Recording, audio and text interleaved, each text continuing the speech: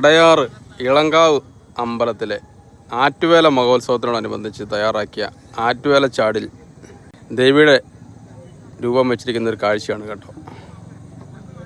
ഈ ആറ്റുവേലച്ചാട്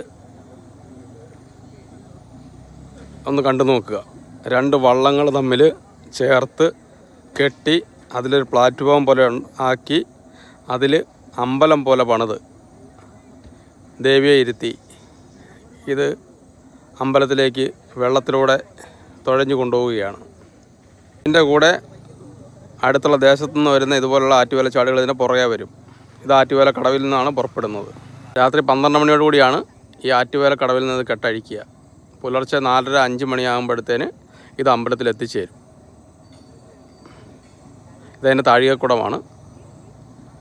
എന്ത് നല്ല രീതിയിലാണ് ഇത് ഉണ്ടാക്കിയിരിക്കുന്നത് നോക്കൂ. അതാ ദേവിയാണ് ഈ ഇരിക്കുന്നത്.